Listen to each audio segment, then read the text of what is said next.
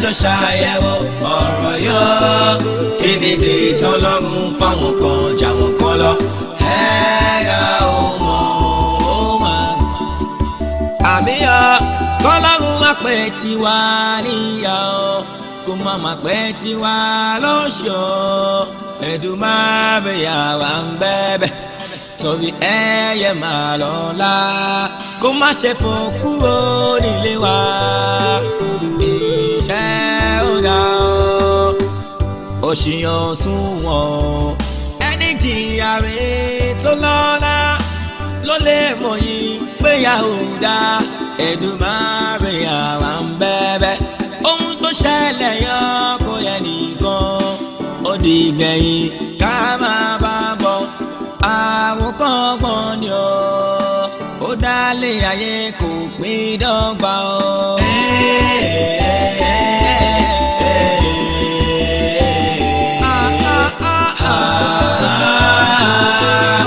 ó gbà kágbé yẹ̀wò kájọ ṣàyẹ̀wò ọ̀rọ̀ yọ ìnìdí tọ́lọ́run fáwọn kan jà wọ́n kan lọ ẹ̀dá ò mọ̀ ó máa ga o.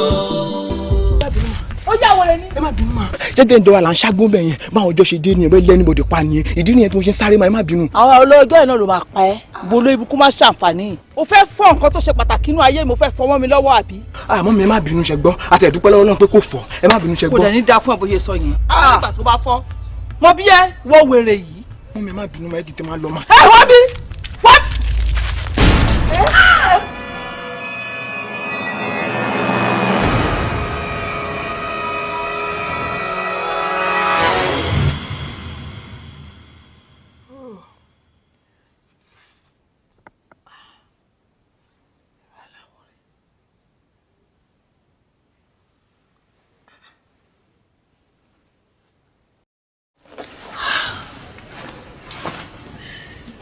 Wàhálà kúkú rẹ̀.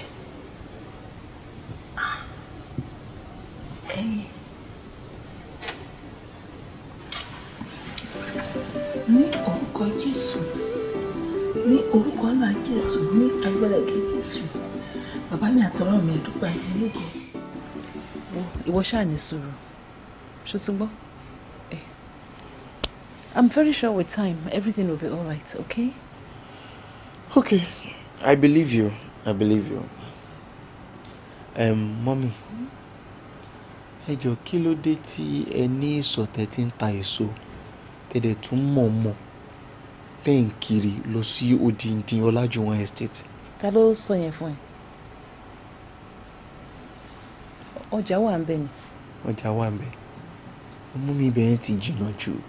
Ibẹ̀ yẹn ti jìnnà jù kí là ń lé tá a bá a.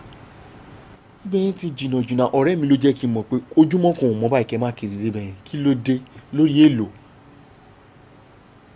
Ṣé báwọn ìtòsí wà tẹ́lẹ̀ kiri lọ́nà ju ibẹ̀ yẹn lọ. O ò lè fi ọjà ibẹ̀ yẹn o ò lè fi wé anywhere else. Ọjà wà ń bẹ̀ àwọn tó wà ń bẹ̀ máa ń rajà gan. Mo ti mọ̀ pé ẹni gbọ́ ti tèmi èmi náà dẹ̀ ti dàbí ọgbọ́n ṣe rí ibẹ̀ yẹn ẹ̀yẹn má wọrí ẹ má kiri lọ síbẹ̀ mọ́ èmi á máa bá yín kiri lọ síbẹ̀ ẹ dúró sísọ kẹ́ máa relax ara yín because your health is important. Mo ti gbọ́ mi ò ní kiri lọ síbẹ̀ mọ́ mo ti gbọ́ má bá mi kiri. Ẹ ní kiri lọ́bẹ̀ mọ́. Thank you. You know I love you. And I love you too. Àbúrò rẹ̀ dẹ̀. Oh no, ó wà ń tà. Ó ń dúró de cosmate kan, ó lóun fẹ́ gba handout lọ́wọ́ ẹ̀. Cosmate? Yeah. At this time of the night? Bóyá ni wọn ò jìnnà sí.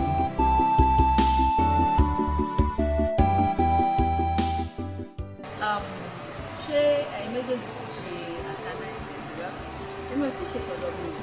Wo èmi mà tí ì ṣe jàre but bá délé màá lọ fi Google check ẹ lórí fóònù mi. Hey, we used to have this copy of the thing.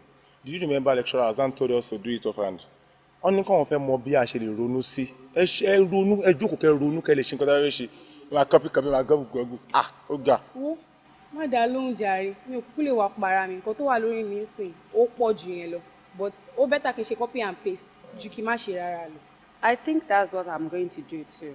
Mm-hmm. Yeah, honestly, àwọn kíní yẹn ò easy jàre. A ní kan náà ní í sẹ́. ìkan náà ni ẹjọ́ kẹrònú. I need to go, guys. See you guys tomorrow. Good night. Bye-bye. All right, go take care. Èmi náà ní pẹ́ kúrò mi báyìí. Oyin, ṣé o ti ṣe assignment GST 204 yẹn? Wo mi tí ì ṣe o, assignment gan ti pọ̀ jù. Ṣé wọ́n ti ṣe tiẹ̀ ni? Mi ò ṣe tọ̀dọ̀ mi. ẹ jẹ́ kí òun náà wá ọ̀yà mo ṣe wọ̀yẹ̀ dídé ó gbálẹ̀ yín lọ. kí ló dé gan-an? Excuse me and come má jẹ́ kí n rí ẹ pẹ̀lú ọmọ mi mọ́. Do you understand? bí ẹni sọ́jú yẹn lọ bí ẹni sọ́jú yẹn lọ. Oh, but... And young man, get out! Fast! Ọmọ tó ní ìyá òun ò ní sùn. Ó ń gan ní fojú ba oorun. Láti ẹ̀kan ló ti wáyé tó ń bákùnrin sọ̀rọ̀ títí mo fi fẹ́ gbọ́n ẹ sọ̀rọ̀ tán. Mo ti fi kíchìn tí mo ti lọ ṣóúnjẹ. Ó sì rí mí síta, ó ń bákùnrin sọ̀rọ̀. No, mommy, it's not like that. Òun àti Alimat náà wá síbí báyìí. Alimat náà. Yeah, she don't get involved. Mommy, she don't Oyin. Ṣé orí irọ́ tí mo ní kò yẹ pa tó fẹ́ gbọ́ yìí? Aṣojú èmi àti ẹ̀.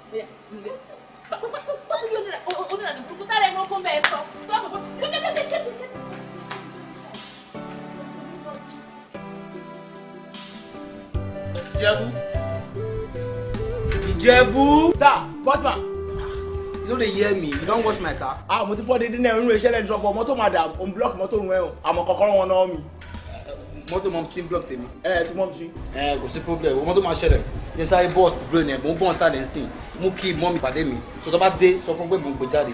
Ọmọdé kọ́kọ́rọ́ náà wọ. Máa bọ̀. Bossman, o ti yé ẹ, mo dáàbò rẹ̀.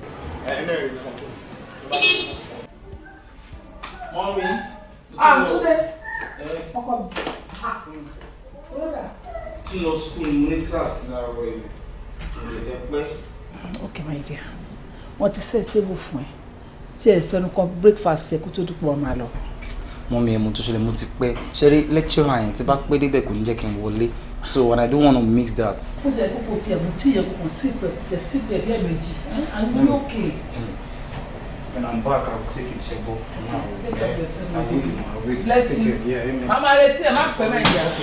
Mọ́mí, mọ́tò yìí mú un gbé jáde. No problem. Ìjẹ̀bú ní pé wọ́n ti fi mọ́tò block mọ́tò. Okay, kò sí wàhálà máa gbé lọ. Kò sí ọkọ̀ mi jáde. Kò take care o. Bye, darling. Ṣé o gbọ́dọ̀ ibùkún ni wọ̀wọ̀ yìí? Ṣé o kú wọ́n lọ jẹ́ kí ọmọ mi kó jẹun lọ sí school? Tó bá yẹ kó tètè jí láàárọ̀ tó sáré ṣe oúnjẹ tó gbọ́ tó sẹ́ẹ̀tì tẹ́bù fún ṣọ́mọ yìí ò ní fi kọ̀kọ́ sí kó tó lọ sí school. Wọ́n pàtẹ́ pé olórí burúkú ẹ̀ wọ́n máa sùn bẹ́ẹ̀ tó gbọ́jọ́ ọkú ni. Òun tó yẹ kó sùn máa ò ní sùn olórí burúkú yàrá jẹ́ tó ra tẹlifíṣàn sílẹ̀ wàá jókòó tẹlifíṣàn máa wò bí ẹ̀ tó gbọ́jọ́ ọkú. Olórí burúkú ni òun sá sẹ́yìn.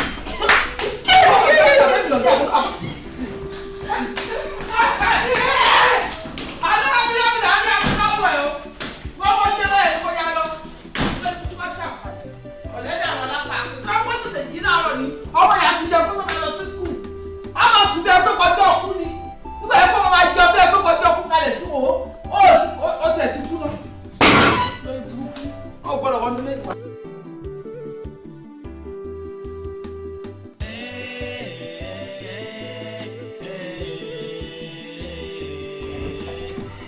Bàríkà ẹ̀ máa gbẹ́ máa bọ̀. The bossman.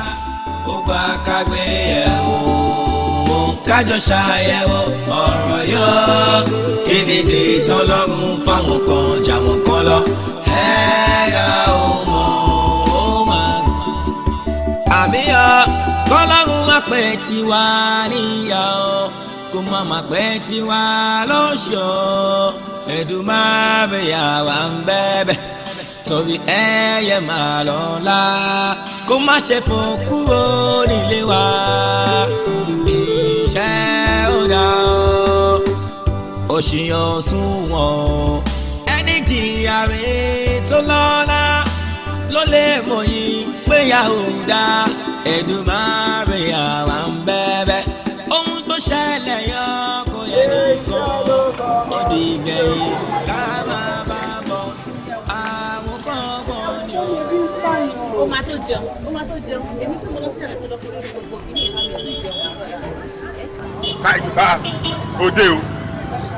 Kí ni o máa mú gbogbo ẹja o máa jẹ? Oyin, ọ̀pọ̀ ẹja ni. Ẹja tí o ti dùn o máa mú. Rẹ́jà kan kó gba méjì. Alákẹ́jà mi tọrọ fún ojú ẹ̀ á mọ́. Ẹ rí pé kọ́sọ́mà máa rush dé sí.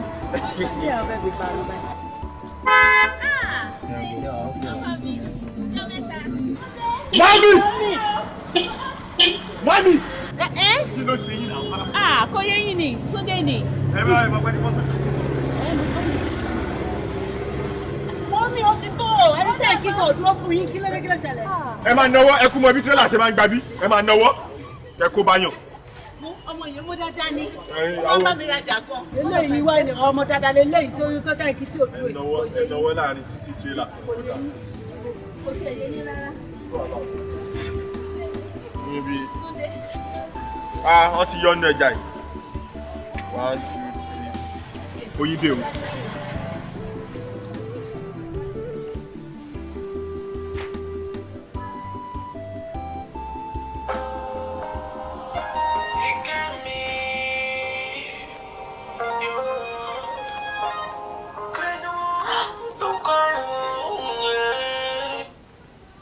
Hello. Good morning. I swear mo ti gbàgbé pé iṣẹ́ máa yìí lání láàrin. Mo ti sùn lọ man. Bí wọ́n tóbi ọtí tí mo mú lálẹ́ àná. Okay, you know what? Jẹ́ kí freshen up. Before I go to lọ́dọ̀ mi, màá ti ṣe tán. I see I'm not gonna do makeup. Come on, stop. Please don't let me rush. Oh my God. Mommy.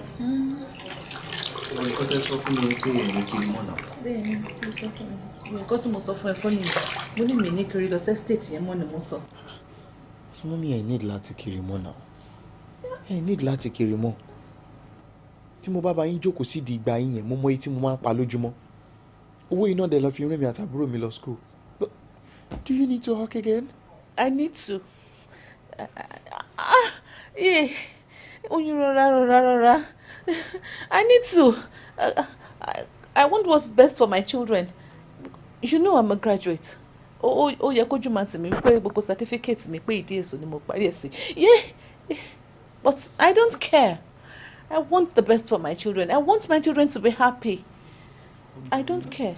Mom, you know I won't forgive myself if anything happens to you. Tí ẹ bá kiri, irú eléyìí sìn kò ní ṣẹlẹ̀ sí yín. Oyún ti tó. Wá. Stop it. Come to think of it. Where were you nígbà tí mo wọlé tí mi fi bá yín lé? Ṣebí ìwà tẹ̀gbọ́n náà jẹ́ lọ sílẹ̀ sìn. How come tí mo bẹ́ gbọ́n yín lé tí wọ́n sí lé? Oh, mo lọ fún tutorial ni. Tutorial? Yeah, tutorial ló lọ fún. Ọlọ́run ṣọ́ ẹ. It's okay. Oya. Lọ sínú yàrá yìí. Ọjọ́ tó bá mi fún yẹ kó ló bá mi pa kẹsì mọ́ kọ́bọ̀ mi. Ó ti tó. Ó ṣe. Ṣé tí ẹ bá kiri, ṣé lè máa ṣẹlẹ̀ sí yín? But Mom, why are you always after me? Why? You're very right, I'm after her. I don't want her to end up like me. I don't want her to end up like your mother. I don't want anyone taking advantage of her. Experience is the best teacher. You're right, Mom.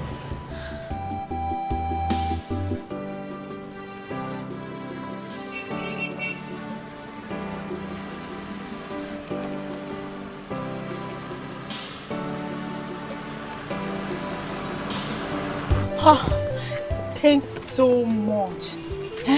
Thank God you woke me up. Tí mo bá ṣe lọ mix 20 marks ni ó dẹ̀ máa dùn mí gan. Well, le mix it. What are friends for? So, you got to share from none. She'll get. So, there's no way you would miss any mark. Because I know you to budget none. Babe, I still have to thank you. I really appreciate it. Thanks. You're welcome anyway. But to cut the long story short, I need to start going. I'm starting our worry. Okay, alright. Okay. Bami, keep on to back today. Go need money, go keep on. Alright. Now you make sure you take care of yourself, okay? And you too. That's my girl.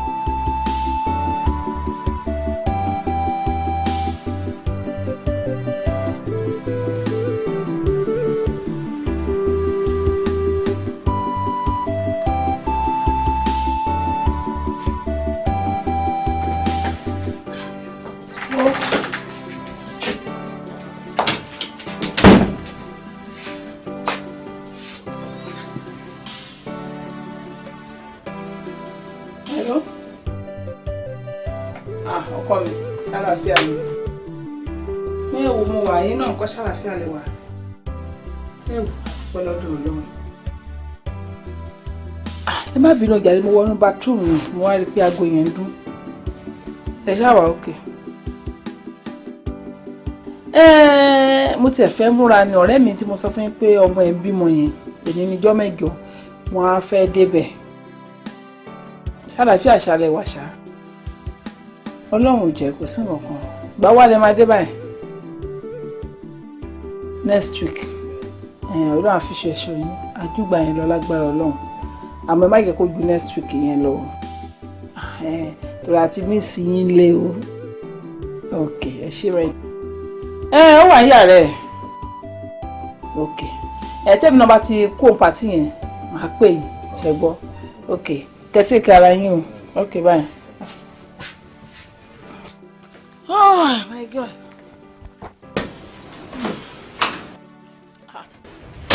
Action mom, àlejò yín ti dé ma ọ̀rẹ́ yín. Owó wèrè ni. Ṣé yàrá mi náà ló wọ̀ tó já wọlé bí ẹni tó ti ṣe èrí? Olóyè burúkú ló fẹ́ yà ni. Wèrè ni wọ́n mọ̀ yìí o, láì tó débẹ̀ náà ta ti ń pẹ́ òkọ́ àbí? A ṣí èrè ni ẹ. Ẹ wo wèrè, kí ló ń lọ? Má lo aṣọ, ọmọ tó ṣẹlẹ̀, mú aṣọ yẹn yá mọ́ rẹ̀ lọ́rùn báyìí. Àwọn á mọ̀ pé wèrè ó complete ni. Ẹ má bínú mọ́. Kánú bọ̀ mí lẹ́nu kò sẹ̀mí ń gbò.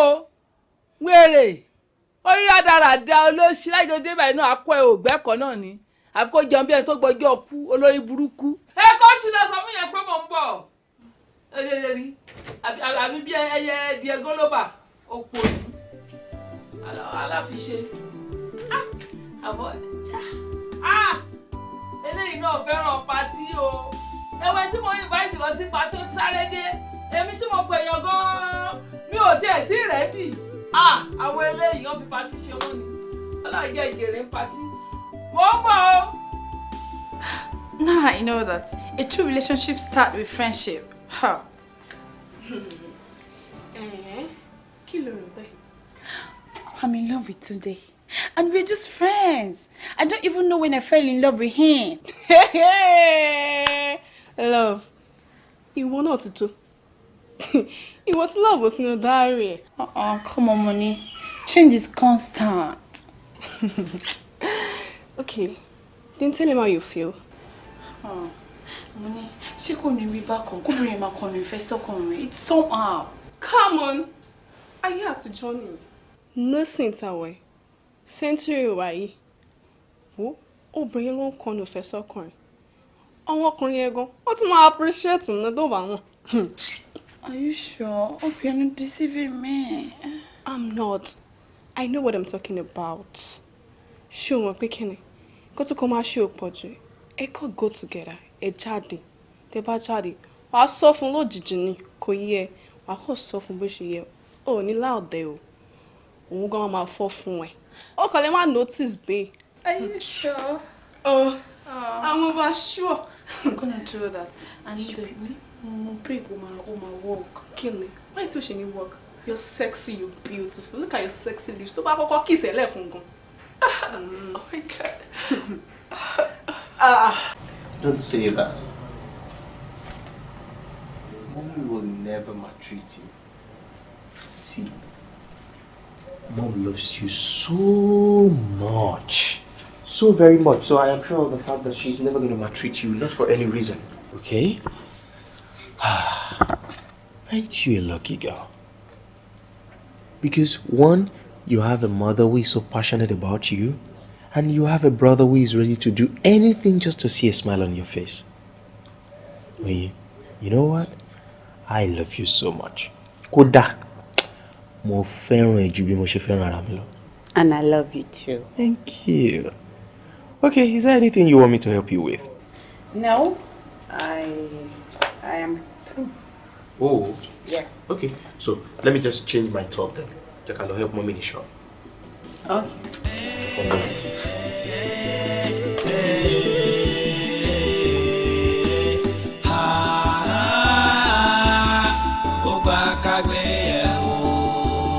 Kájọ ṣàyẹ̀wò ọ̀rọ̀ yọ èdèdè tọ́lọ́run fáwọn kan jà wọ́n kan lọ. Akusha doctor. Yes, ma. Put her down. Yes. Ààrẹ ti ń balẹ̀ dáadáa. But ẹ máa ṣe nǹkan kan fún mi. Lórí ọ̀rọ̀ tí mo bá yín sọ ń gbà yẹn náà ni. Mo fẹ́ kẹ́ take note lórí ẹ̀ dáadáa torí ó wà very very important. Ẹ má jẹ́ kí atẹ́gùn máa pọ̀ jù fún níbikíbi tó bá wà. Then bóyá ru yàrá ẹ̀ náà kó má máa tan AC 247. Then kó limit omi tútù ní mímu. Tó bá ti ń pa gbogbo àwọn òfin àti ìkìlọ̀ yìí mọ́ kò ní sí ogun pé ó ń collapse àbí nǹkan kan tó ń ṣẹlẹ̀. Ṣé ti understand ma? Ẹ ṣé doctor. Ẹ wo doctor gbogbo nǹkan tẹ́ ṣàlàyé pápátá ni màá fi ṣiṣẹ́. Èsì yàrá ẹ̀gbọ́n mi ní kẹ́kọ̀ọ́ tán mú. Ṣé wàá rómi tútù yẹn? Ẹ wò máa monitor everything mo promise you. Okay. Then I'll be on my way right now. Màá sọ fún nurse pé kó wá check her up ní alẹ́. Á dẹ̀ lè fún ní abẹ́rẹ́ tó kù. Thank you so much. Then if any complaint ẹ lè pè mí. Okay, I'm fine. All right. Ẹ ṣé gan-an. Yes. Thank you. You're welcome. Ẹ kú tọ́jú mi. All right. Okay doctor. Yeah. Bye. Yeah, bye bye. Ẹ kú tọ́jú mi. Ọlọ́run ṣàánú wa. Ẹ wọ́n mọ̀, ẹ pẹ̀lẹ́ mọ̀. Ó ṣe báyìí dì. Báwo lè lè tún ṣe ṣẹlẹ̀? Báyìí dì. Ó yẹ èmi gan lẹ́nu. Because mo kàn ṣáà rí pé ó kàn collapse. Ìgbà mo yẹ̀ṣẹ̀ mọ́ lọ́rọ̀. Ọmọ mi, Túndé tèmi, tó fi collapse mọ̀ pọ̀ kọjá bẹ́ẹ̀. Mo ṣe pé doctor nìyẹn. Doctor sọ pé ó máa wà okay. Ó collapse kẹ̀. Wọ́n mi ṣúṣà wọ̀ okay. Ó máa wà okay. Ṣé ẹ kú tọ́jú mọ́? Ọlọ́run fún lálàáfíà lábẹ́ ọ̀rẹ́ ìlú ń bà mí o. Kò sí nǹkan kan máa dì. Ẹ ṣóun pé kò sẹ́ni sí mú mi. Family doctor wa nìyẹn.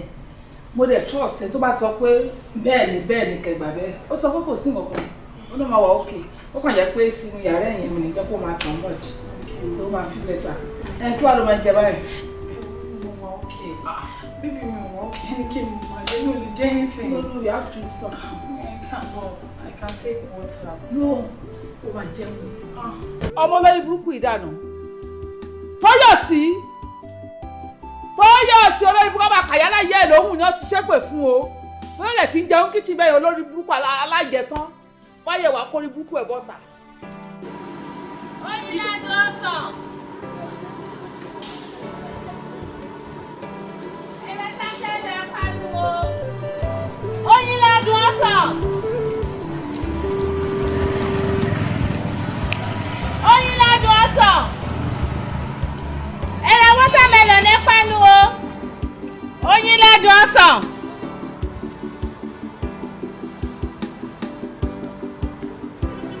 Ẹ̀rẹ́ tájẹ́lẹ̀ ẹ̀ panu o.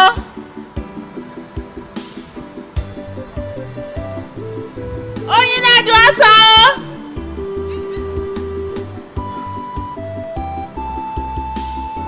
Oyin ládùn ọsàn. Ẹ̀rẹ́ watermelon ní panu o. Oyin ládùn ọsàn. Mi ò ní lè wá sí school o because ara Túndé ò yá. Túndé wo kí ló ṣe. Mi ò pé léso náà. Àwùjọ lẹ̀ pọ̀ ọmọ eléso àmọ́ mo gbọ́ tẹ dárúkọ Túndé ẹ̀ sọ pé ààrẹ ò yá kọ́sítọ́mà mi ni. Ẹ jọ̀ọ́ ta lẹ́yìn àti pé ṣé ń listen sí conversation. Irọ́ mi ò listen sí conversation ni o mo kàn gbọ́ ni o àti pé mo ti rí ilé ẹ̀kan tẹ bọ́sà láti ẹnu géètì wọn. Báwo lè ṣe jẹ́ sí gangan kò yé mi. Mo ti ṣàlàyé fún yín sìn mo ní kọ́sítọ́mà mi ni tó bá ti bá mi rè so á tún fún mi lówó. He's a very nice person. Nice mi go man help me because mo ṣe wà concerned about him nìyẹn. Anyways, ọ̀rọ̀ abiyamọ lẹ ń ṣe náà. Ọ̀rọ̀ abiyamọ lẹ ń ṣe mo understand. He's fine now. Tí o bá wà okay, mi náà ní lè kúrò ńbẹ̀. All right. It's fine. It's fine. Thank you. Ẹ lè máa kiri lọ́sàn. Ẹ tètè pẹ́ tiwa níyà ọ́ kó má má pẹ́ tiwa lọ́ṣọ̀ọ́ Èdùmàrè wà ń bẹ̀bẹ̀ torí ẹyẹ máa lọ́la kó má ṣe fò kúrò nílé wa. United. Wá ṣe parí mi Chelsea. N fẹ́ ra èso ni. Eré ló fẹ́ bà. Fún mi ní ọsàn.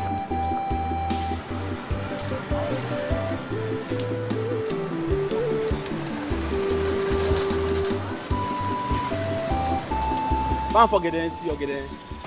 Bá mọ̀ sọ yín náà sọ. Alpha 500. Ga fún yín o. United. Ẹ ṣì máa jìyà yín ẹ ti jẹ tán o.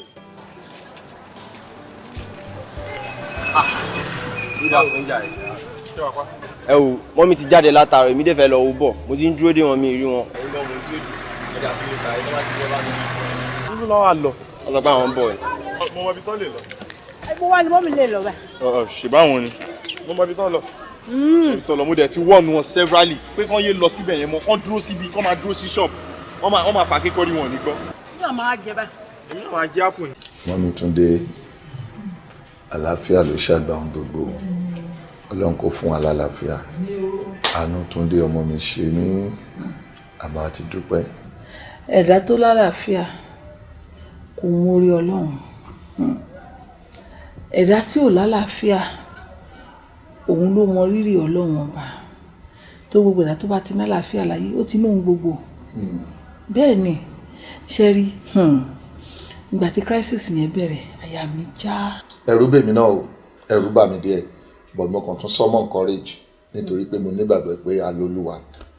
Ọlọ́run tó dẹ̀ ń wò yìí kì í ṣọba àkà. Ó ń rí wa, ó ń gbóhùn wa. Àdúrà tá à ń ṣe lọ́sàn-án lóru lórí kí Túndé lè yè. Ó ò mọ iye owó tá a ti ná ni. Millions of naira láti ná. Ọlọ́run ń ṣọba àkà. Ọlọ́run ò ní fi Túndé lá wa lójú. Rárá o. Rárá o. Rárá o. Àdúrà tí mo ti ń gbà ní wípé ká jèrè ẹ gbogbo owó tá a ná kóun náà ti ẹbí rẹ kalẹ̀ ká tiẹ̀ rí òun fi ṣèkejì ara. Ọlọ́run àgbà bẹ́ẹ̀. Àmín o. Ó máa bímọ lójú wa. Túndé á bímọ. A máa fojú rí ọmọ yìí. A máa gbọ́ ọmọ ìjò. Pọ̀tà àkànlé nítorí pé ó jẹ́ SS káwa ní sáré lọ fẹ́yàwó. Àdúrà tèmi ń gbà fún ọmọ mi ní pé ìyàwó bí ìyá ní kọ́lọ́hún fún. Lójú ara wa báyìí a máa rọ́mọ ìgbẹ́jọ́. Òun náà á dàgbà ewé ní ìsọ̀bì. Ọmọ ló máa sin wá lọ́lá Ọlọ́run. Fọkàn ìbalẹ̀. Ṣé wàá rí okú àgùn kọ̀ọ̀kan tẹ máa ṣe fún mi? Kí tún ni o. Mo mọ̀ pé gbogbo eré tẹ̀ ń sá kiri náà torí tiwa ni lórí jíjẹ mímu káwa náà lè gbégbé pé àmọ́ gbogbo àgàlà travel yìí lójoojúmọ́ kẹlọ oṣù kan oṣù méjì oṣù mẹ́ta yìí èmi ò bá ní kẹtẹ máa fàyè lẹ̀ fún wa díẹ̀ ẹjọ. Gbogbo bẹ ṣe ń lù ni mò ń gbọ́ bí wọ́n ṣe ń sọ tiẹ̀ Túndé náà ń sọ fún mi ìbágbà náà tiẹ̀ ti ń dé gbogbo kìrìàkìtà yẹn náà níwọ̀nba ni but inú mi dùn pé ẹ mọ̀ pé àtijẹ àtimu náà ni mò ń bá kiri kì í ṣe pé mò ń ṣeré lọ ṣé ó máa wùyàn kéèyàn máa fò lókè lórí òfurufú láìmọye ìgbà ni rísíkì tó tó láyé yìí ò sí àmọ́ Ọlọ́run ló ń ṣọ́ wa àtúbọ̀ máa fi ṣọ́ ẹ̀ṣọ́ wa. Ojú mẹ́rin ló ń bímọ ìgbà ojú ló ń tọ́ tọ́kílẹ̀ sọ fún wípé ojú mẹ́rin àbímọ á tún filẹ̀ lóòótọ́ ni ọ̀rọ̀ ẹ̀yin obìnrin tírú crisis yẹn bá wá tó bá jẹ́wọ́ nìkan ló wà nílé o lè má mọ ohun tó kàn tó máa mú o kàn máa kígbe ẹgbà mí. Mo gbọ́ ń tẹ́wí máa reduce ẹ̀ inú mi dẹ̀ dùn pé kú mọ̀ pé mi ò ṣeré kiri àti jẹ àti mu ni àmọ́ o Ọlọ́run ló ń wo gbogbo wa o bí n bá wà nílé náà èmi náà kọ́ ni máa nọ́ọ̀sì hospital náà la máa gbé lọ whatever happens either mo wà around me sí around hospital ní kẹ́kọ̀ọ́ lọ straight àbí kẹ́kọ̀ọ́ doctor lórí aago àmọ́ lágbára Ọlọ́run aburú ò ní ṣẹlẹ̀ kankan wọn.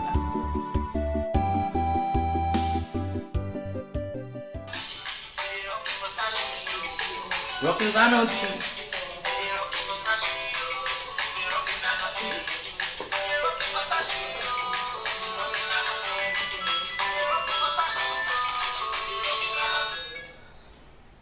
Come on, baby, why did you pause the music? Because I need to ask you a question. Question? Yeah. That was why you paused the music. Come on. So, what kind of question of baby love? Have you ever fallen in love before? Why are you asking me this kind of question? Ṣé mo kò béèrè ni? Can't you just tell me? At least I'm your best friend. How? Right? It's not bad to have that kind of question. But baby, I can burst brain here. Have I ever fallen in love before? See, there's this particular woman to man Taiso or man Kewas in my state one. Okay. So, we like so my boy and why she has this kind of nice characters. Okay, so more approach from the community. Mom say okay, a man like from number and address in case Tiba Ferra is so and told them show them at Kriwa. So man like Tiba number one lodging. So even an address one no. So there was this particular day we need that je apple okay. So the number on color and I had to like join is my free day the trace address and so on getting there, guess what? What? Just guess. What? Okay, fine. On getting there, I saw an angel. In fact, I met an angel.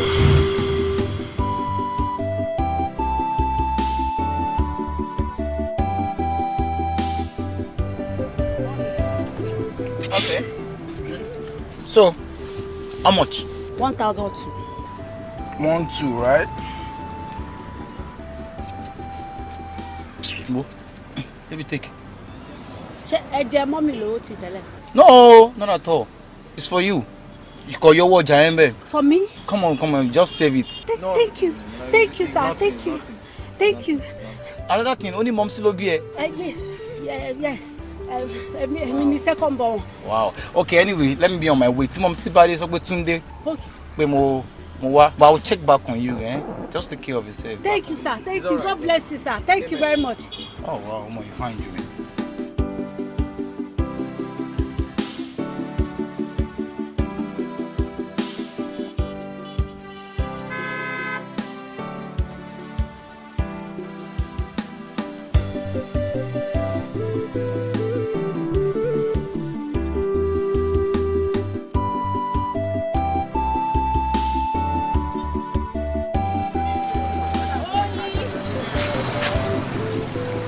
Ṣé wo rí wa? Oyin. Oyin. Oyin kan sọ́ra. Bolo tiro. Oyin. Kò sí owó tó pọ̀ tó ètò nǹkan. Sọ̀rọ̀ náà kí ló ń jẹ? Kọ́sítọ́mà yín kan ló wá ra ọjà.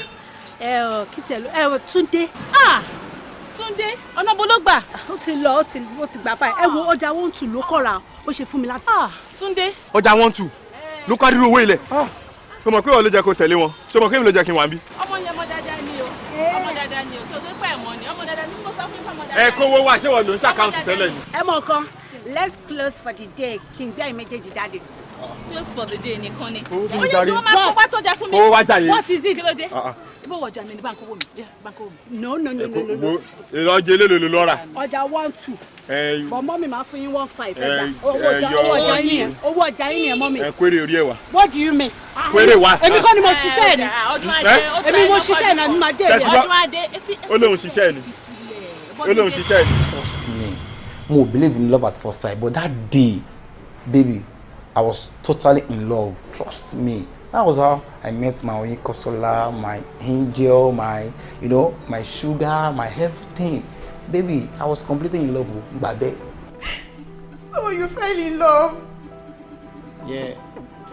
What's bad in there? What's bad there? I think I need to be on my way. Baby, calm down. What's wrong with you? Nothing. Only for 4 minutes. What's wrong? Come now.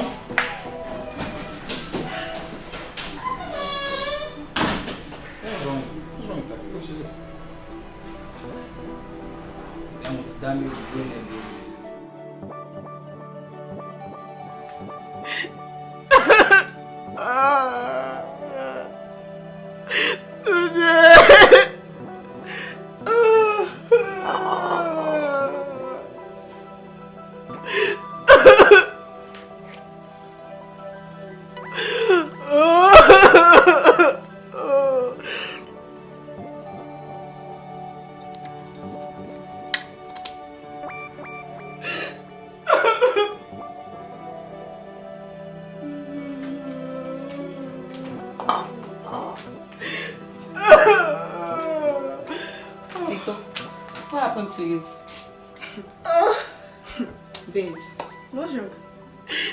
Today is in love with another person. He's in love with another stupid lady. Tito, baby girl. Did you tell him about your feelings? No, I did not. There's no point telling him when he's in love with another person. You don't get it. Is that why you're crying, my baby? Wait, see, tó bá parẹ́ títorí ọkùnrin. Ẹgbẹgbẹ̀rún ọkùnrin ló máa kọjá lórí sàárì ẹ̀ tó bá mọ̀. Babes, drop that shit. Calm down, baby. Ọlọ́run máa fún ẹlẹ́ni tó handsome ju Túndé lọ, tó tún lówó jùlọ, tó fresh jùlọ. Who is Túndé, by the way? Ó yẹ ká tẹ̀ máa dúpẹ́ lọ́wọ́ Ọlọ́run. Nítorí kí ni, tẹ́ bá fẹ́ra yín, ẹ lè má last because we all know his genotype, his hair says. Why are you doing like this? Do you want to kill yourself because of a worthless guy? Calm down, sweetheart. Belay now. Belay. Oh, leave. Come on, look at yourself. Sorry, baby. Oh my God, calm down, okay? Calm down.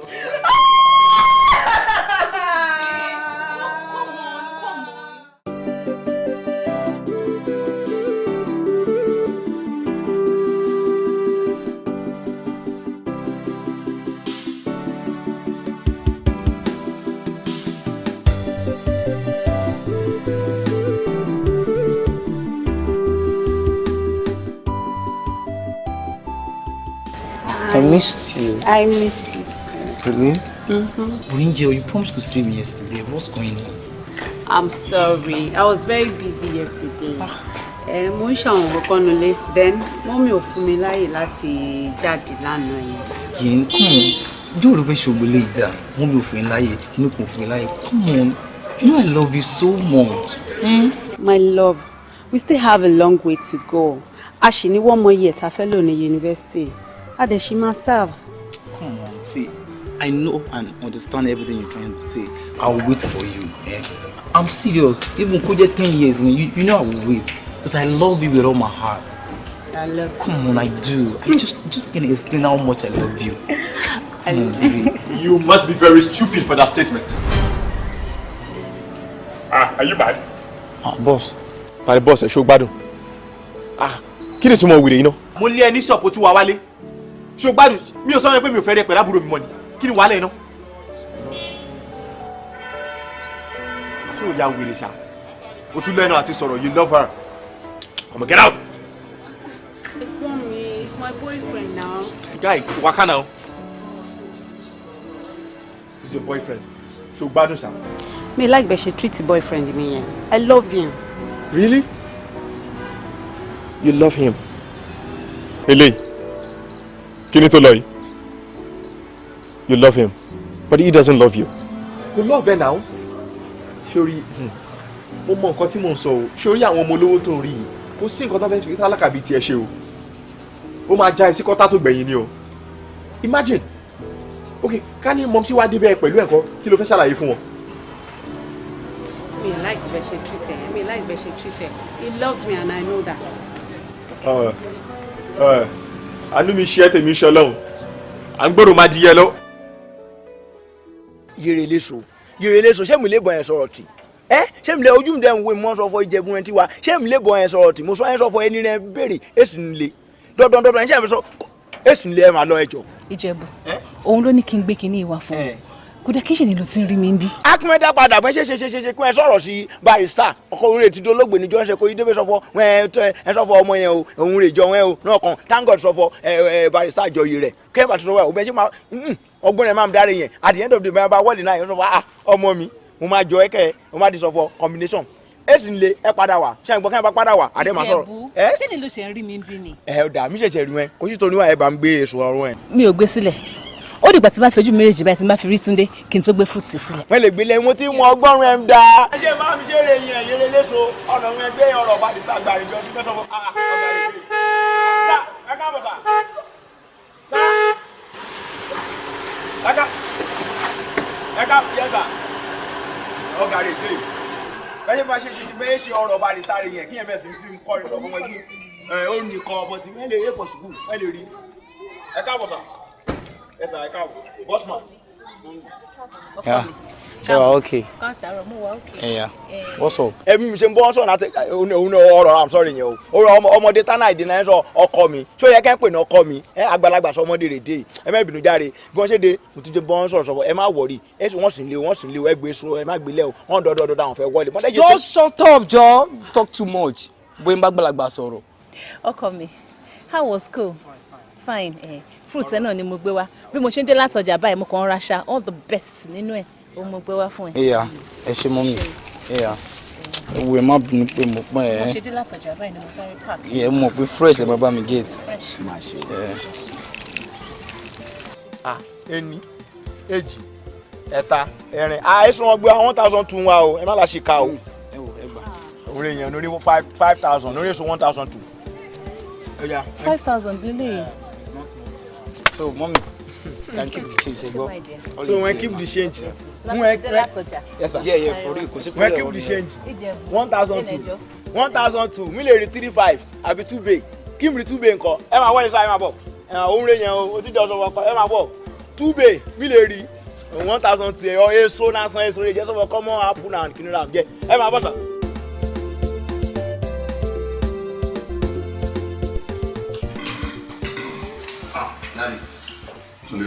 Mo ti ṣe tán mo fi máa lọ school. O lè fẹ́ máa padà sí school. Ṣé mo ti settle ẹ̀ ṣá? Yeah, sure. Like seriously, ẹ máa wà lẹ́yìn nìyẹn o. Of course, o rí mi pé mo casual gan. Ó fún ni o because mo believe ojo máa rọ̀ nìyẹn o. Kí ni o mean by ojo máa rọ̀? No, because kí n wà nílé for hours like this now, you're always like busy with work, blah blah blah, get. So I was just surprised. So rò pé ó dùn mí náà bí mo ṣe ń travel here and there, going up and down. Kì í ṣe pé ohun mi àti jẹ́ àti mú àtàtọ̀run ni. Wọ́n dẹ̀ ní ká fi irun dúdú ṣiṣẹ́ ká lè fi irun funfun ká fi sinmi. And most of gbogbo wàhálà tá à ń ṣe ìtorí ta ni mo ṣe ń ṣe. Ìwọ náà ni kẹ́yìn má bàa rí wàhálà táwa rí láti kékeré náà làwa náà ṣe ń ṣe yẹn. Are you okay? Yeah, perfectly okay. No problem. Another thing is this, Túndé. Sir. Gbogbo ìgbà ni mo ń sọ fún ẹ pé dressing ẹ yìí as a student ó kù díẹ̀ káàtó lọ́dọ̀ tèmi.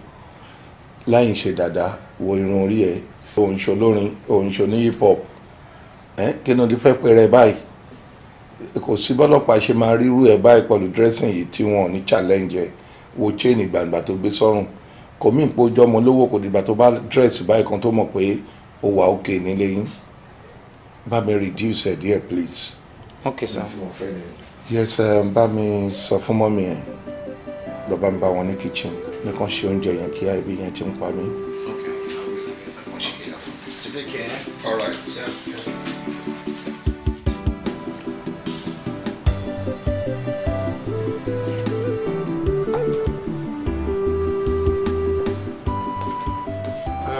Oyin. Oyin. Oyin. Haba. Ṣé o ṣì ń bínú sí mi ni? Come on. I'm doing all I'm doing because I don't want you to get hurt. You're my sister and I love you so much. Tunde is never going to hurt me. It's because you don't know the kind of person he is. He loves me so much. He's very kind and loving. You didn't even give him a chance to talk. Stop saying all this. Kí ló tiẹ̀ mọ̀ nípa love tó ń sọ̀rọ̀ yìí gan sef. Ọmọ olówó ni bọ̀bọ́ yẹn, he has nothing to offer you. He's just gonna hurt you, ó dẹ̀ máa fi ẹ́ lẹ̀. And I can't stand that. Mom. Welcome, mommy. I'm so proud of you. Really? Yes. You're proud of me? Yes, I am. Mom, you are so happy. You wanna share the secret? Oh, come in. Please come in, come in. Ká lọ́wọ́ wèrè. Kí ló dé tó? Ṣé mi ò sọ mi kó má bọ́sàjọ́? Mo bẹ̀ sọ mi tó get out jáde. Kí ló dé? Ṣé mo ra ti tẹ́lẹ̀ ni? Eléyìí. Ojú ẹ̀ ń ṣàìmọ̀ fọlọ́kọ mi. Mo dẹ̀ ti warn her severally that I don't ever want to see him with my sister. Kí ló wà nínú ibi wa? Kò lè fi Oyin Kọ́nsọ́lá sílẹ̀. That is not possible. Mom? Yes? Dùn sílẹ̀ jọ. Ó lè mọ bínú mi ṣe dùn tó láti mọ̀ pé Túndé àti Oyin Kọ́nsọ́lá are together. Ká ní mo ti mọ̀ sí pẹ́ ni, I swear, máa ti ṣí gbogbo ilẹ̀kùn lè yí sílẹ̀ fún Túndé láti wọlé at any time. Oyin, why were you hiding it from me? Why didn't you tell me? Ó kéré jù náà, ó kéré jù láti lọ́kọ. Mommy? Fúnṣọ́, má pa ohùn agogo mi lẹ́nu o. Ṣùgbọ́n nǹkan tí mo sọ, tí máa fi sọ nǹkan tí mo fẹ́ sọ tán. Túndé, please feel at home, okay? Ilé ni ilé ẹ̀, this is your house. Just wo. O lè wá síbí at any time, any day, any day. Kò sí weekday, kò sí weekend tó lè débí. Alright, even though you come bá sínlé, just feel free and working and come and see me, okay? Mommy, Eshegun, God bless you, man. You're so kind. Oh, you're welcome. You're welcome. You're welcome, my darling. Okay, Oyinkan. Oh yeah, entertain. In fact, mo lọ sínú yàrá ẹ. Màá sáré lọ sọ́jà nsìn, okay? Màá lọ wá nǹkan tí mo máa ṣe fún yín. Kẹ́yin méjèèjì kẹ́ jẹun. Mommy, I'm okay. I'm not saying. Don't tell me that. Èmi ni mo máa sọ fún ẹ wípé o wà okay. And you coming to my house for the first time, you definitely can't be okay until you taste something that I've cooked. Oh yeah, my boss, I'm feeling so proud of you. You made me happy. Oh yeah. I have to run to the market. Mom, what is the meaning of this? Mommy, kí ló ṣe yín tẹ́ ń hùwà báyìí now. Ṣé bẹ́ẹ̀ ni máa ń complain pé ẹ fẹ́ rí ọkùnrin pẹ̀lú oyin? Not this one. What do you mean not this particular one? Okay, tán bá tiẹ̀ ẹ̀dẹ̀ ń tan ọmọ lọ́mọ, ẹ̀dẹ̀ ń tan ẹ̀ pé ẹ̀ ń sọ pé irú ẹni wà handsome. Tán bá ń pè ní 1 naira kò lè ríra. Really? Mommy, because láàrin èmi àti ẹ sọ tòótọ́, ẹ ń parọ́ fún bọ̀bọ̀ yẹn. Bá lè ṣe máa sọ tá bá yọ ti towó kúrò ṣé máa wọn àlàkẹ́ tó máa ń so mọ́dọ̀ àwọn yíbo tó ń ta. Fúnṣọ́, shut up. Okay. Shut up. Mo ti gbọ́ ṣe bẹ́ẹ̀ tí ní kọ́ lọ ní private time ó dìgbà tó bá dún bí ewúrẹ́ jáde.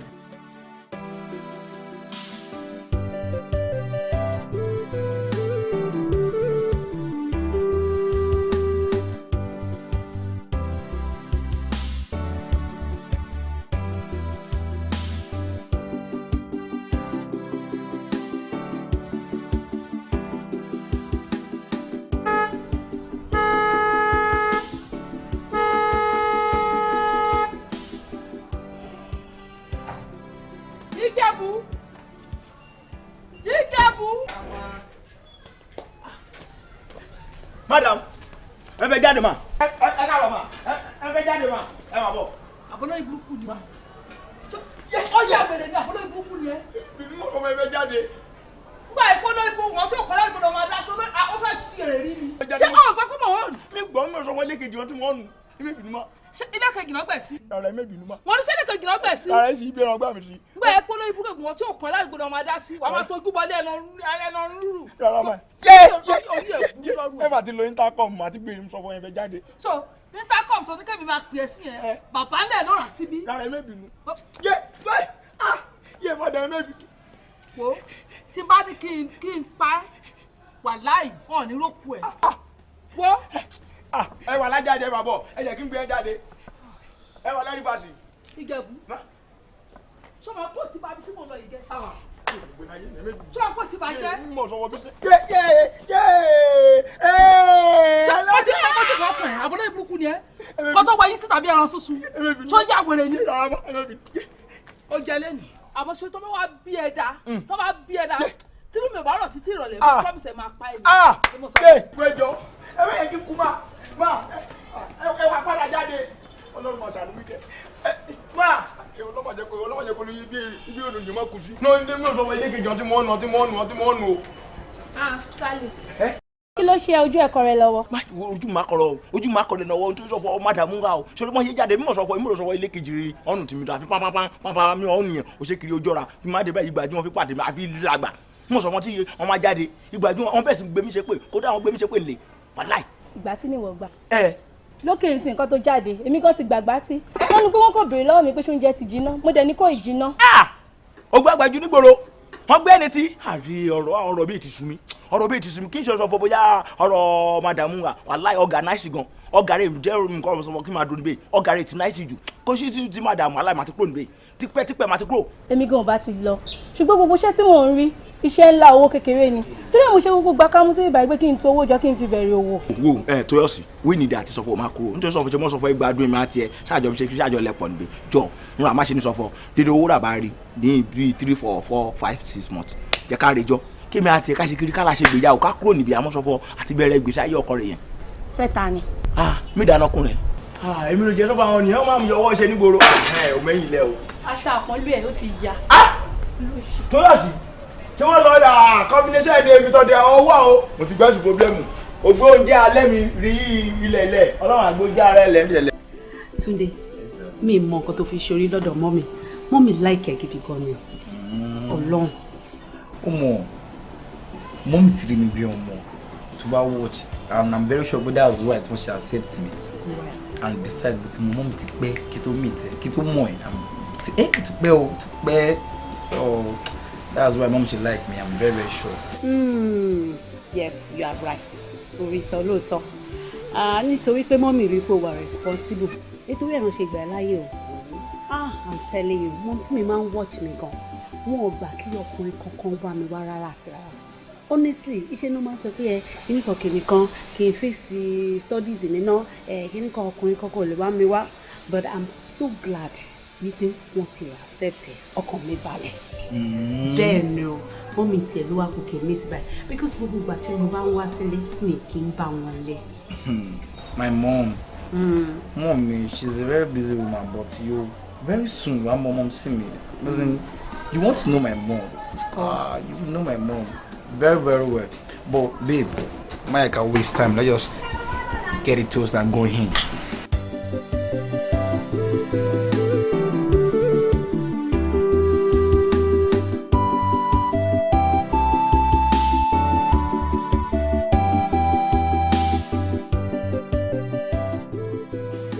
Story ńlá ló sọ yìí o. Oyin Adé àbí? Ṣé bóyin náà ló korúkọ ẹ̀? Bẹ́ẹ̀ni sir. Kò lè mọ̀ pé gbogbo story tó sọ nípa ìgbésí ayé ẹ̀ pátá ló wọ̀ mí létí. Ó ti score máàkì tó pọ̀ lọ́dọ̀ mi lákọ̀ọ́kọ́ fún wípé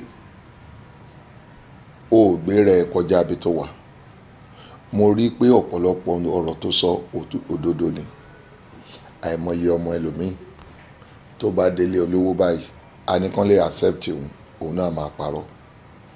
Mo wá rí pé gbogbo bó ṣe tó bọ́n ṣe bí ẹ bẹ́ẹ̀ ṣe wà nílé náà ló sọ. Ó tún wá sọ fún mi débi wípé èso ni màmá ẹ̀ ń ta. Kò ṣẹ̀ṣẹ̀ ń bẹ̀. Fún díẹ̀ yìí inú mi kọ́kọ́ dùn sí ẹ lákọ̀ọ́kọ́.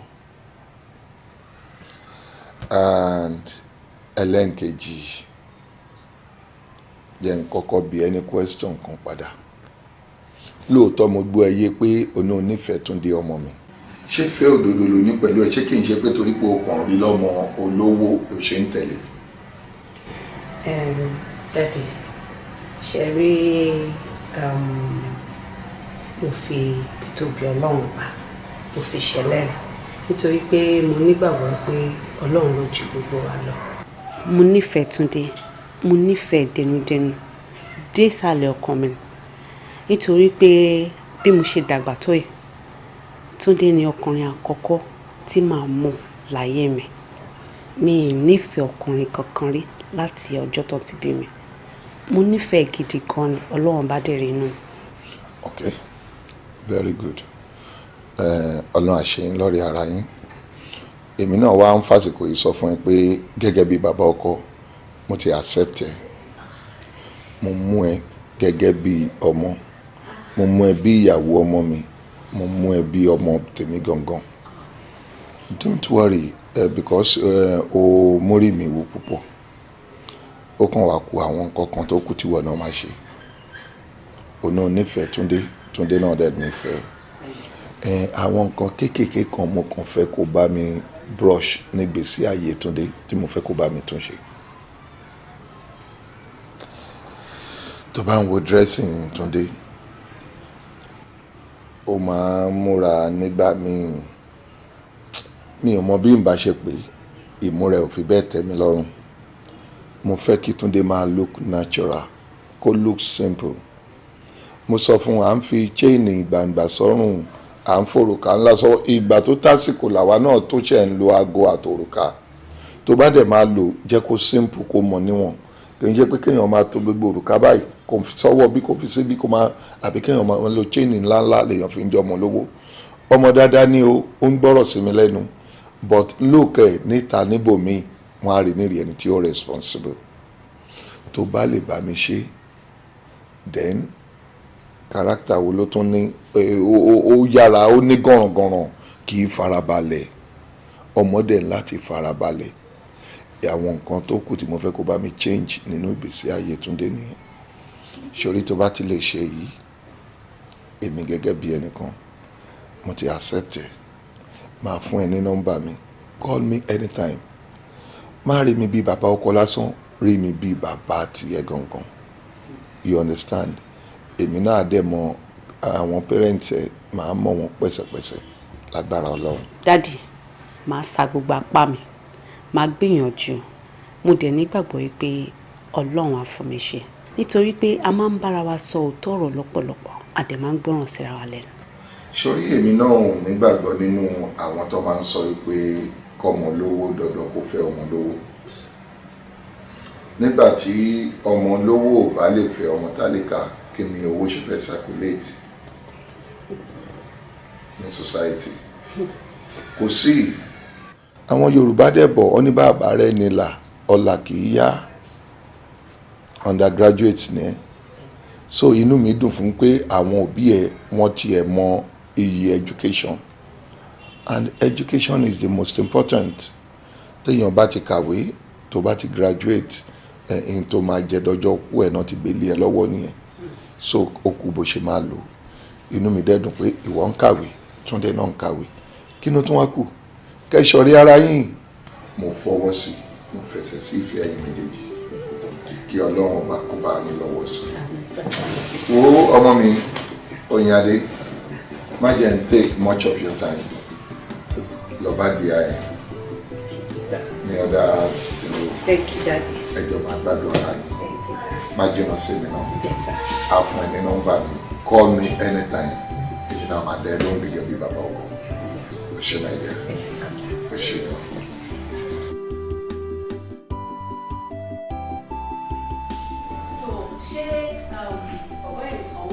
Babe, trust me, but this one will take drop shishi.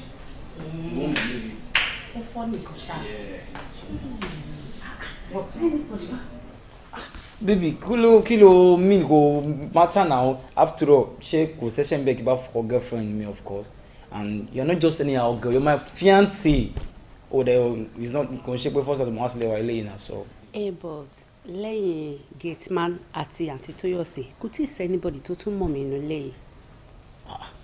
Kí ló ń sọ yẹn but that story today mo dey introduce wọn sí ẹ o rí pé he's happy so wọ́n gbà tí of course. Okay o báwo la ṣe wá fẹ́ ṣe ọ̀rọ̀ owó yẹn. má gbà náà on me. ẹ wo mú mi ó tẹ̀ that ẹ bá wà dáadáa. This is my fiancé òun ni ẹni tí wọ́n fẹ́ mọ́ mi. Ẹ káàbọ̀ ma. Ẹ káàbọ̀. Can I have your seat? Thank you. How is my son? I'm fine. Okay. Fine. My dear, kí lorúkọ ẹ? Oyin Kọ́nsọ́lá ni ma. Oyin Kọ́nsọ́lá. Ọmọ bo ni àti pé àwọn parents ẹ̀ kọ́ báwo? Ọmọ Ìbàdàn ni mí. Dáàdì mi ti ṣaláìsí, mọ́mì mi nìkan ló wà. Irú business wo ni mọ́mì ń ṣe? Èso ni mọ́mì mi ta. Èso? Yeah. Fruits. So wọ́n máa ní farm tó tóbi nìyẹn o, àbí shop? Wọ́n ṣe ń plan àti ìgbà shop ni. Ìsọ̀nà ti ń tajà for now. Ó ga o. Àkọ́kọ́, ibo ni ẹ̀ ń gbé náà? Number 32 Ajégúnlẹ̀ Street ní Ojú-Òre bus stop. Hey, number 32 Ajégúnlẹ̀ Ojú-Òre bus stop. Ojú-Òre kọ́ mo pè mọ́ Ojú-Òre ni mà. Can't you shut up? Àkọ́kọ́ sọ pé ọmọ Ìbàdàn ni ẹ́. Ọmọ Ìbàdàn á fi ẹṣin kólé onílé. Ó tún wá dáhùn kó lóun gbójú-Òre bus stop. Ojú-Òre. Ẹ rójú-Òre ẹ̀ mú. Ẹjọ́ kí ló tún kù? Tẹ́jájú olè ní ẹ̀ náà. You are a thief. Mommy. Can't you shut up? Dásí mi pé hey, o wá síbí báyìí, o wá fẹ́ jà mí lólè àbí? Yes, o wá jà mí lólè ni. Mi ìdẹ̀rí ẹ bá wí Túndé ni mo rí bá wí. Sórí pọ́mọ̀ sọ́lọ́ nínú ìwọ ọmọ yìí. Orí ọmọ Ìkadẹ́núgà ńlẹ̀, o ò fẹ́. Orí ọmọ Ọ̀tẹ́dọ́lá, o ò fẹ́. Orí àwọn ọmọ èèyàn pàtàkì, àwọn ọmọ gbajúmọ̀, àwọn ọmọ èèyàn ńláńlá nílùú, o ò fẹ́ wọn. Mommy, she's my fiancé. Can't you shut up today? Oh, but like me, get out of this place. Or else, you better get out of this place. Mommy. Don't mommy me. Can't you shut up? Come on,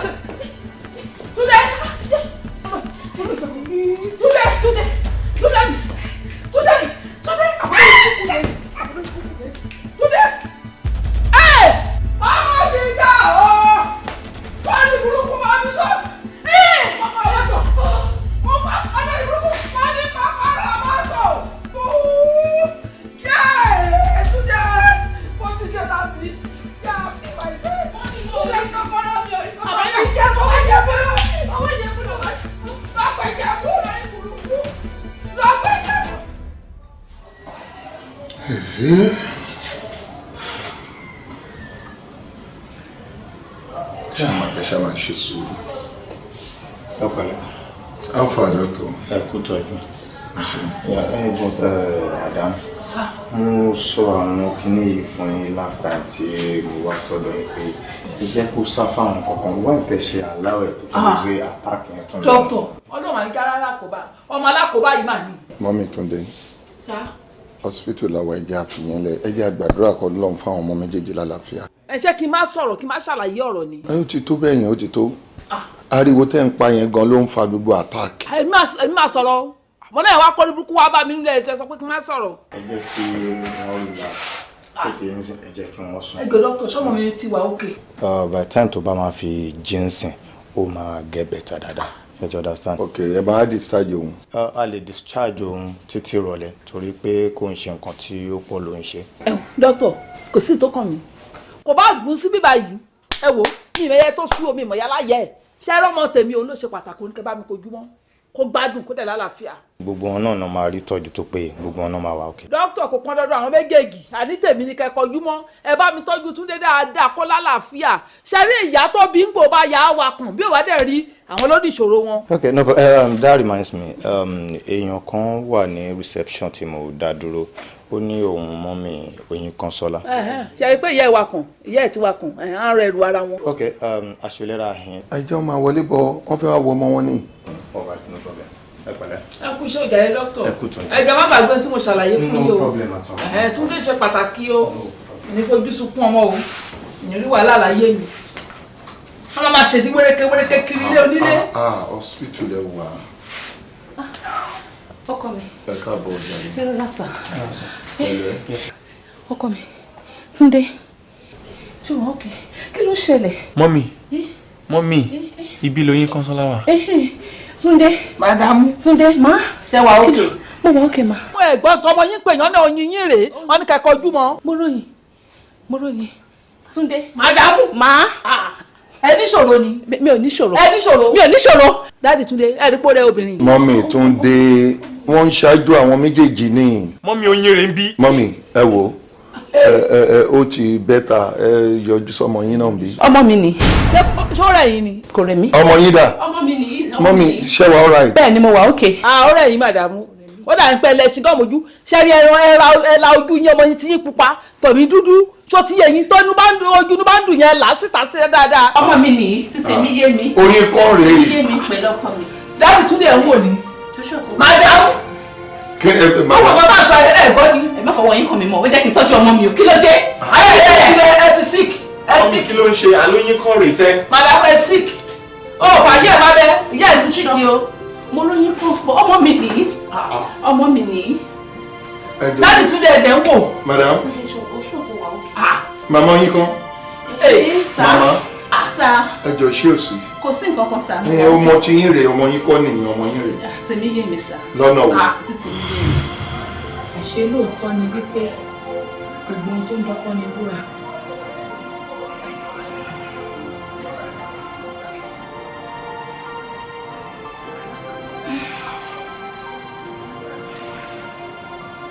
Ṣé tí mo bá wá mọ̀ pé ẹlẹ́mìí kúkúrú ni Dáre ṣé màá lóyún fún gbogbo yín dẹ̀ lẹ́mọ̀ pé mo ti bímọ kan fún Sunday tẹ́lẹ̀ tí dókítà dẹ̀ sọ wípé mi ò lè ṣẹ́ oyún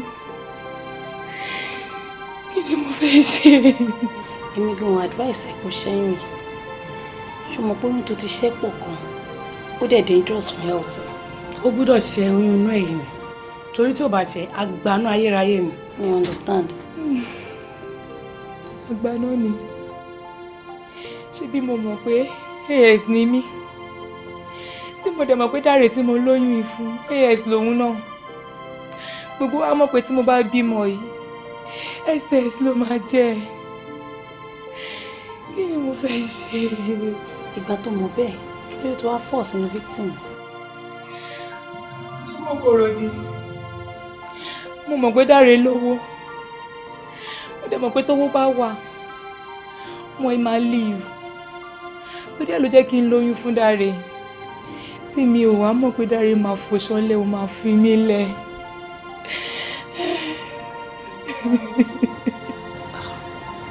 èyí pọ̀ o gbogbo aláti mọ̀ pé ó ga toró ga náà mo fẹ́ kí sórí ìṣojú ẹ̀ nǹkan tá a bá fẹ́ ṣe báyìí jẹ́ ká mọ̀.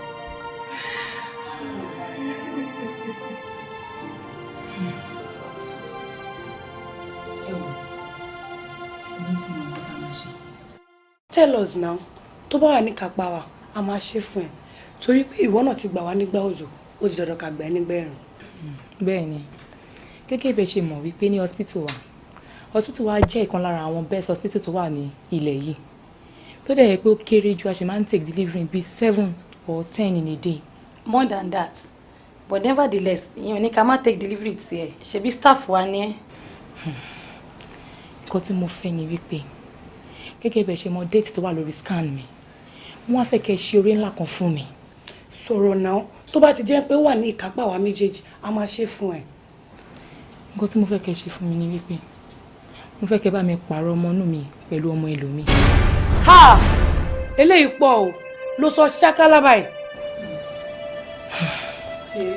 ẹ wò kí wàá ń ṣe ọmọ èèyàn lásán o mo fẹ́ kó jẹ́ ọmọ olówó sọ́dọ̀ àtẹ́níyàn lè bá mi tọ́jú ọmọ yìí tí ọmọ yẹn á fi kọjá age sickness ẹ̀ tó bá dẹ̀ ti dàgbà má lọ gba ọmọ mi má lọ claim ẹ̀.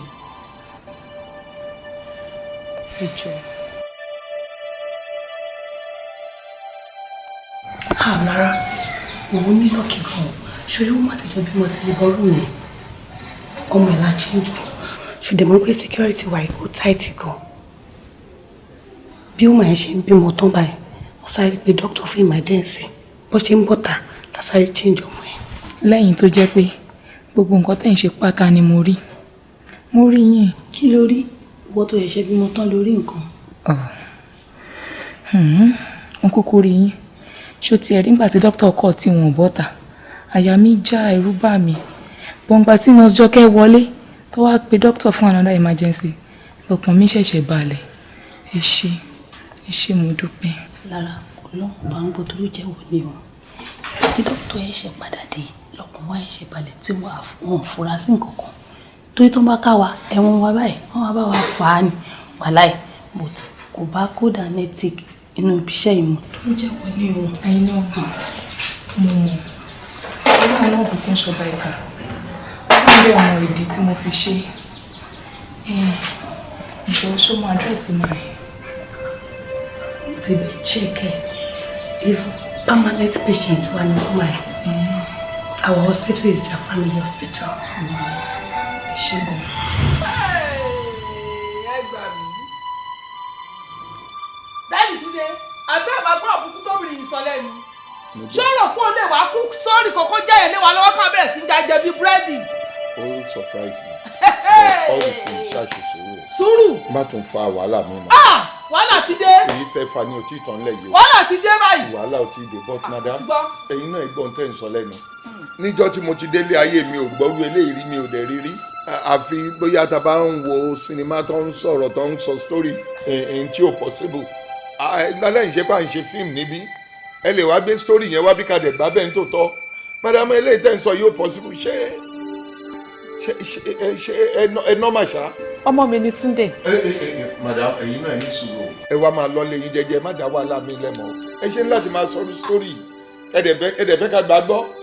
mi ò parọ́ sá ọmọ mi ni Túndé. kò lè jọmọ yín náà ó ṣe ní láti jọmọ yín kò possible madam ẹ wọ ẹ má fa àǹtí òṣèré fà lẹ́sẹ̀ ẹ má dá wàhálà lẹ̀ máa lọ ẹ máa lọ.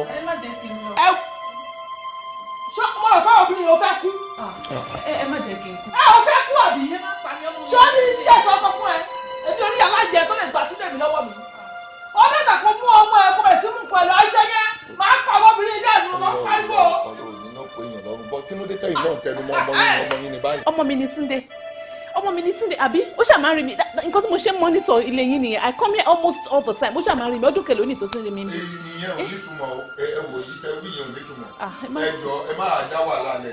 ẹ wá sẹ́nu géètì wa ò yẹn ò sọ fún yín ò sọ pé ẹ wo mọ yín ló jẹ́ náà ẹ wo madam ẹ wo ibi tọ́rọ̀ yìí dé yìí àwa ṣe sùúrù nítorí ẹ má jẹ́ ká jẹ̀bi ara wa o inú burúkú òde ní bí gbogbo wa ṣẹ́rí hospital tẹ̀kú ń dárúkọ yìí náà ó ṣì wà láyé ìjọba máa dá sọ̀rọ̀ yìí náà àbí ẹ máa gbà mí tábà wá rìn dìjú báyìí lókè náà ayé bẹ́ẹ̀ ṣe wá sí ẹ wo madam ẹ ní sùúrù ẹ máa lọ báyìí please call your mom kẹjọ máa wá lọlé àjọ ọmọ bá ṣe máa tù gọ́ọ̀mẹ̀ntì ìjọba àbáwá dá sọ̀rọ̀ ẹ gbọ́ ẹ jọ nítorí ọlọ́run ẹ má dá wàhálà lẹ́nu gbé o ẹ ní ẹ má dá wàhálà lẹ́nu gbé mọ̀lẹ́ wọ́n fọwọ́ alágbàmí lójú ọmọ mi ní Túndé ọmọ mi ní Túndé ọjọ́ ìlà oyin Túndé. abẹ́rẹ́ ipò tí wàá ń dogun ń dọdẹ bọ́n ṣe ń fa lọ́tún ni wọ́n ń fa sí i ibi tá a padà já sí la ò mọ̀.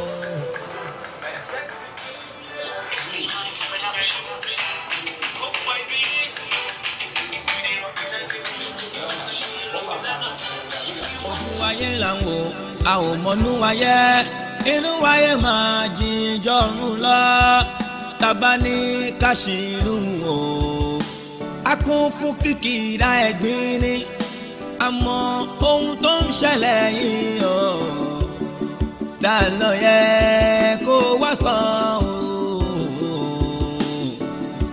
afẹ́fẹ́ ò máa fẹ́ gbígbóná rí ẹ̀yin ènìyàn abẹ́ ti gbọ́ rí kọ́rẹ́ ní tó dayọ̀ ojú ti rí afáyé ṣe bí gan kìíní la rí àmọ́ ó dìgbẹ̀yìn náà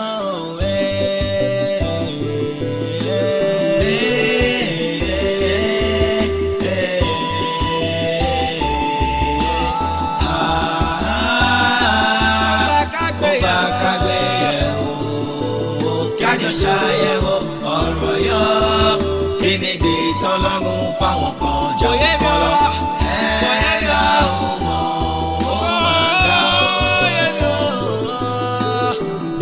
ẹ̀ẹ́dá ọmọ.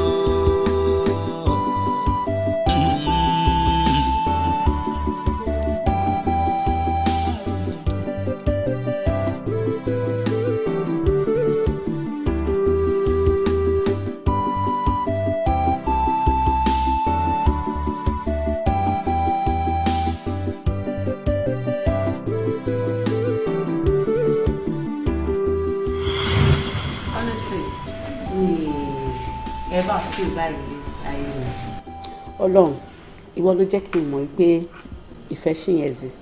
Really? Ọlọ́run. Maybe ìfẹ́ exist. Won't exist gidigidi gan ni. See, to be sincere, then sọ nǹkan fún ẹ. You see, the very first day I set my eyes on you, man, trust me, me ever believe pé I will ever love somebody so much, just as much as I love you. Gbàgbé. I don't really believe in love at first sight, though. But when I met you, trust me, you changed my life. I don't know, maybe it's your beauty. I don't know, maybe there's there's something I can't even explain. There's something unique about you. But the fact is that I love you so much. For real, this is love. I love you, baby. Kò jẹ́ pé Túndé, tí n bá rò lọ, tí n bá rò bọ̀, ẹ̀rù máa ń bà mí. Why? Kí ló mú mẹ́rù bẹ̀? Because ọmọ olówó ni ẹ́, dádì ẹ̀ àti mọ́mì ẹ̀ wọ́n lówó. Ọmọ bí màmá tèmi ṣe rí náà. At the end of the day, táwọn parents ẹ bá lọ against the relationship nǹkan, kí la fẹ́ ṣe? Did you just say against? Yeah. Ó mì pé káwọn parents mi, my own parents, kàn ṣe kí ni kàn against relationship èmi àti ẹ. Baby, let me tell you something. I would rather die. Tí kò bẹ́ẹ̀ bá ṣẹlẹ̀, I go hang myself.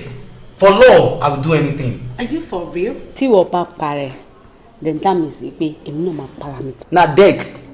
If no be death, there is nothing. Only death can do us part. I'm telling you, I love you. See, if it's possible, a lè di vampire o.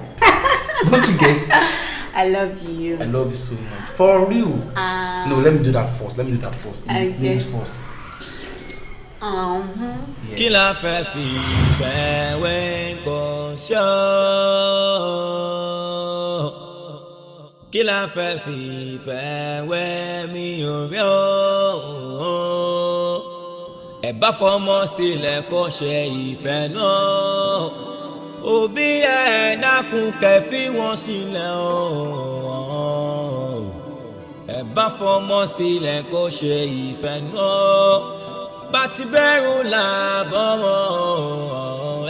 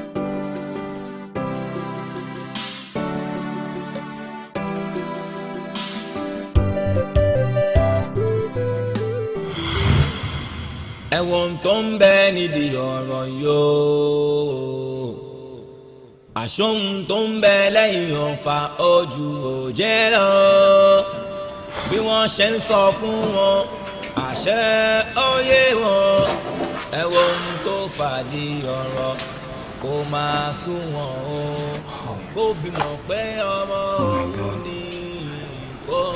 This is exactly the reason tí mo ṣe ti change mi láti kékeré. But God, you just don't understand. Tí bá tẹ̀lé cope, what about Oyin? What about my love? Can she? Oh God, I think I should call her. Let me call her. Oh God, I'm missing my baby so much.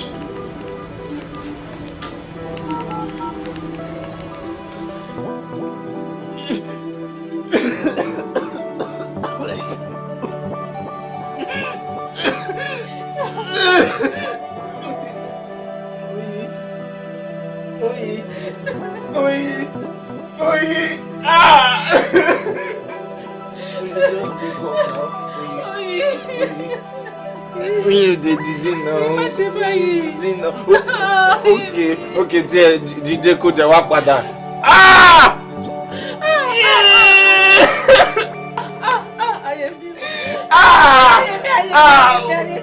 Oyin tí ẹ rotí mọ́ sí náà, oyin rotí tí mọ́ sí. Oyin,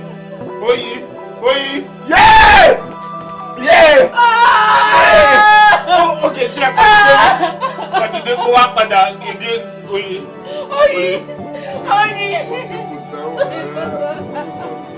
Má ṣe báyìí fún mi. Baby, pick up now. Ayé mi o.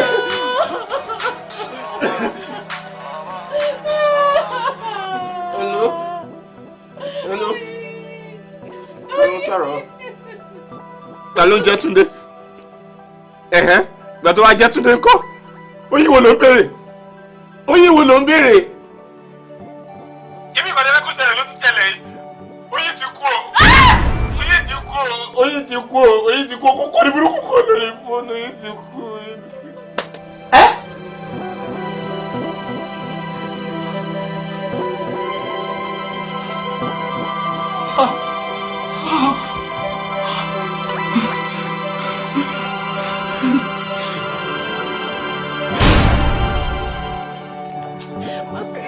Kí ló sọ fún bẹ́ẹ̀ yẹn fún? Why would you do that? Kí ló gbé fún?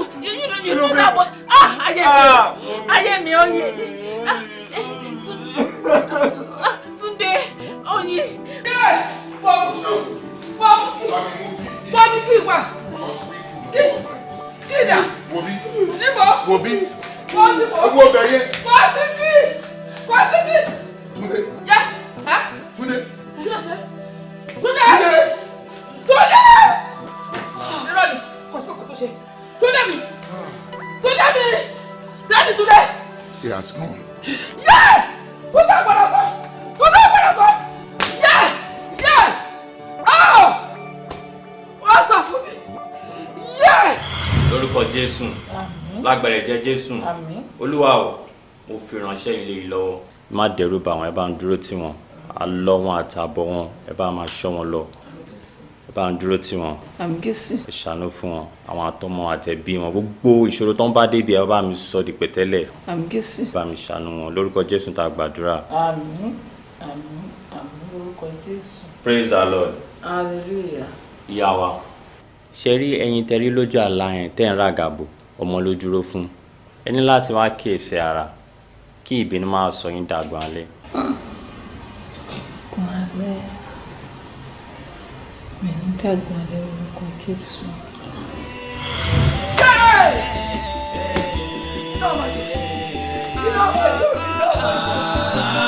Ó bá kágbé yẹ̀wò ṣínà ìlú kájọ ṣàyẹ̀wò ọ̀rọ̀ yọ kí ni dé tọ́lọ́run fáwọn kan jà wọ́n kan lọ ẹ̀ẹ́dá ọmọ ó máa ga ó bẹ̀rù rẹ̀ ní bá a ṣe lè jẹun sí ló yẹ ká máa bọ́ ilẹ̀kùn ṣí sílẹ̀ ó ṣí síta kí ló ń bẹ nídìí ọ̀rọ̀ yọ ojú tọrẹ ó tó kù kọ̀lọ̀fín ń bẹ nídìí ọ̀rọ̀ iyọ̀ tí ó yẹ nìkan ó sọ lọ́gbọ̀n.